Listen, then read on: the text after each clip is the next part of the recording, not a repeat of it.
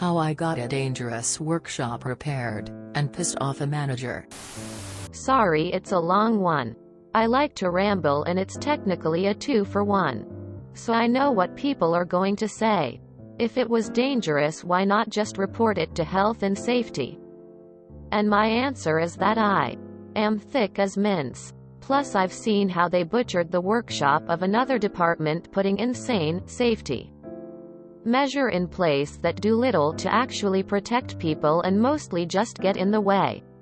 The safety person is only technically qualified, meaning they're an office worker that went on a course about it once.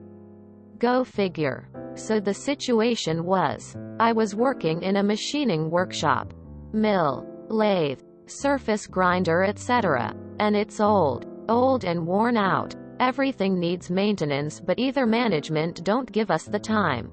It needs new parts that management won't buy, or it needs a proper service from a professional that management won't get in.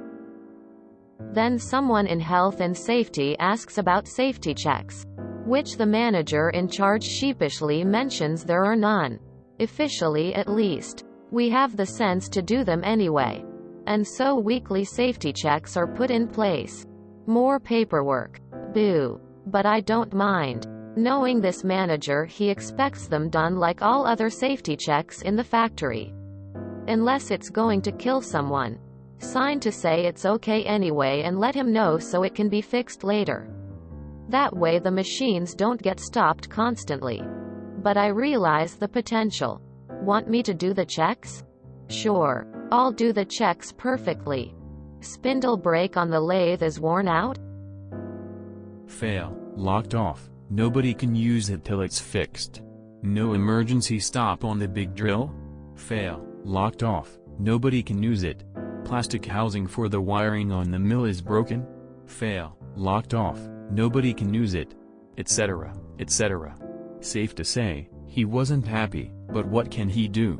It's all recorded on paper, and machines in the factory are stopping because they need parts making. Then came the big one. For a while we've noticed machines getting damaged overnight.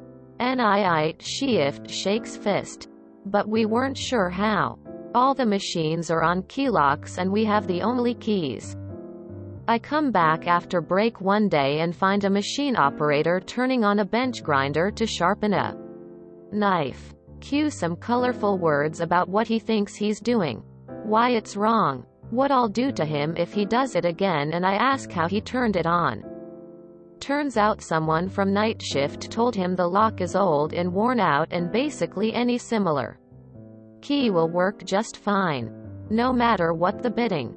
So I go round to check, and sure enough, my locker key, the kind everyone in the factory has, turns on every machine. Some even worked with a screwdriver or just using the back end of another key because there was no lock left inside. Fail. Fail. Fail.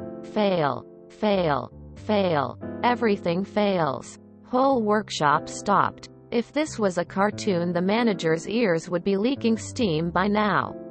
He insists that this doesn't count as a fail because reasons. Then that those locks with keys that control power aren't keyed interlocks, and so I don't need to check them before finally just insisting it's okay and I should pass it because he says so. Sure, I said. Just put it in writing that it's you saying it's okay. Not me. Sure, backed down quick then. A day or so later, new locks turned up and were fitted, and the problem of overnight broken equipment went away. In the end, the manager got an earful from his bosses about production delays and another from health and safety when they found out these issues had been reported for a long time without anything done about them. In all, though, he got away pretty clean besides the bruised ego. And that's how the workshop went from old, crappy and dangerous to just old and slightly less crappy.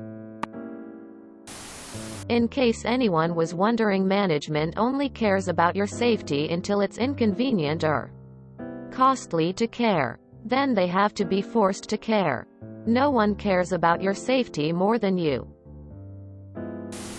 Sure, I said, Just put it in writing that it's you saying it's okay, not me. Sure, back down quick then. That's it right there.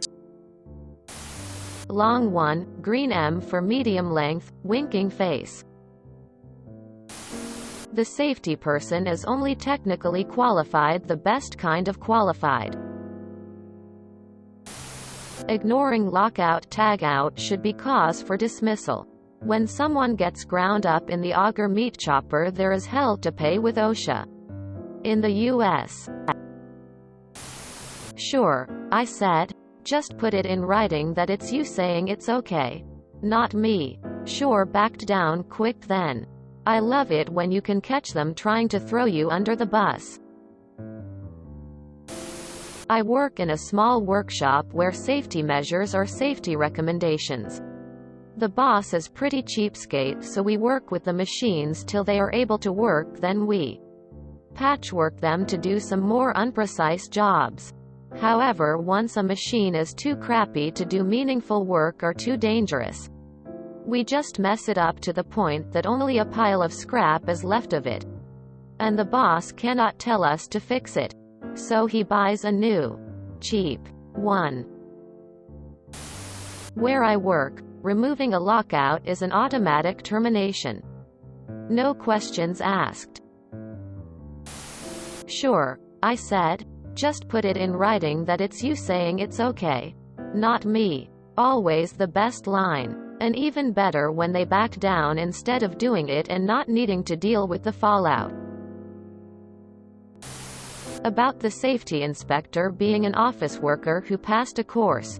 Doesn't he need to also be an engineer with work experience in order to qualify for the license? My father does health, safety and fire prevention. Not an inspector. Just a worker in a company. So I know the requirements. And given that we got all the demands about the modernization of protocols for those three from the EU, I'd guess they, as well as other Western countries, have the same requirements. You found the key to management's compliance. Well done, you.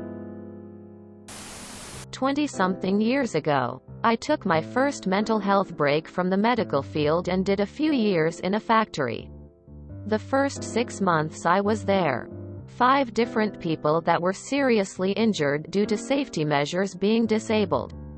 2 lost fingers. Actually, 1 lost 3/4 of her hand. 1 lost an eye. 1 severe burns. And another with a back injury that led to permanent disability. E-stops did not work. Machines did not stop running when opened to make adjustments.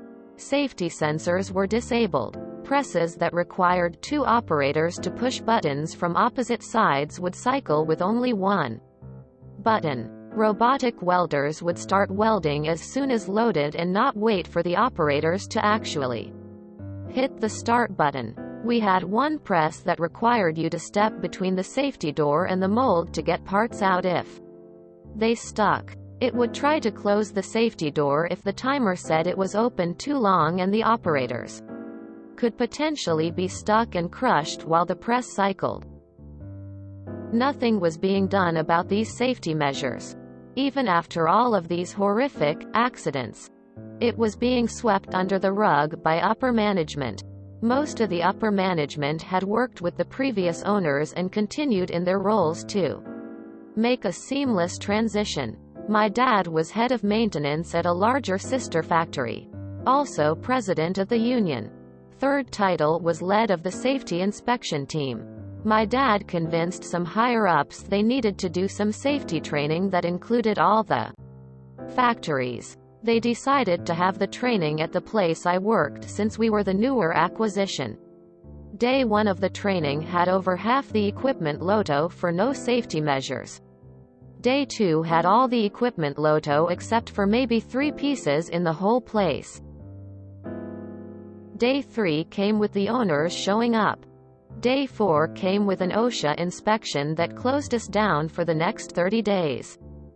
Day 5 to 10 came with a management restructuring and an outside company brought in to train our maintenance department and get the safety measures up and running.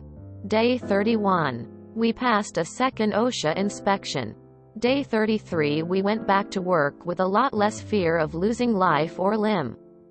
I have no idea how this place passed any inspection done prior to the purchase of it, but I do know the owners were pissed and there were consequences for the former owners. And to this day, no one outside a very select few knew that was my dad that was leading the safety inspection training. Sure is amazing how many problems go away when you ask your supervisor to put their request in writing. Where I work is kind of the opposite. Management is insistent that safety issues get fixed regardless of downtime. Mostly because injuries cost a ton of money. Especially if it was caused by something they should have addressed earlier. Good job, Jed. Thumbs up, you did the right thing. Sounds like every shop I ever worked at. Sign to say it's okay anyway and let him know so it can be fixed later. Prepare to be hung out to dry if anything goes wrong.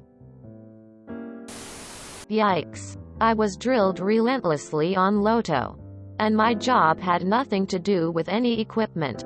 Kinda terrifying that the most were just using any old key. The key thing could have led huge problems, and plus they wouldn't lock it if they wanted any key to open it. I hope your company had decent workers' comp insurance.